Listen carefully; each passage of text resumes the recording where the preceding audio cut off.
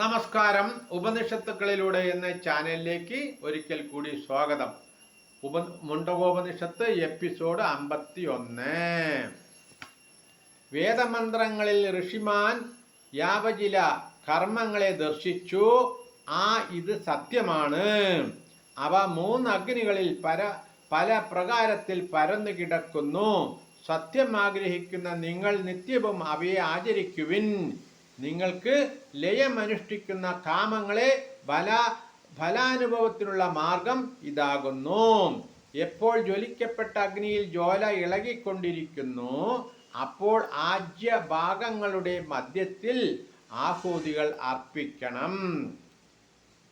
ചമതകൾ കൊണ്ട് അഗ്നി നല്ലപോലെ കത്തിയെരിഞ്ഞാൽ ആജ്യഭാഗങ്ങളുടെ മധ്യത്തിലുള്ള ആവാസ്ഥാനത്ത് ദേവതകളെ ഉദ്ദേശിച്ച് ആഹൂതി സമർപ്പിക്കണം. ദർശമെന്ന കർമ്മം കൂടാതെയും പൗർണമാസ കർമ്മം പിടിഞ്ഞും ചാതുർമാസ്യം കൂടാതെയും അഗ്രയാണ കർമ്മം കൂടാതെയും അതിഥി പൂജ കൂടാതെയും വേണ്ട ഹോമവിധി അനുഷ്ഠിക്കാതെയും വൈശ്വദേവ കർമ്മം കൂടാതെയും വിധിപ്രകാരമല്ലാതെ ഹോമിക്കുന്നതായും ഭവിക്കുന്നു. അവന്റെ 7ാമത്തേതുൾപ്പെടെയുള്ള ലോകങ്ങളെ ഹനിക്കുന്നു.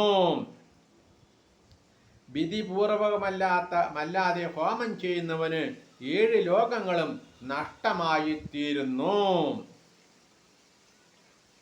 കാളി, കരാളി, മനോജവ, സുലോഹിത, സുധൂമ്രവർണ, സ്ഫുലിംഗിനി, വിശ്വരൂചി ഇങ്ങനെ ആഹൂതി സ്വീകരിക്കുന്നതിനായി ഇളകിക്കൊണ്ടിരിക്കുന്ന അഗ്നിയുടെ നാവുകൾ 7 ആകുന്നു.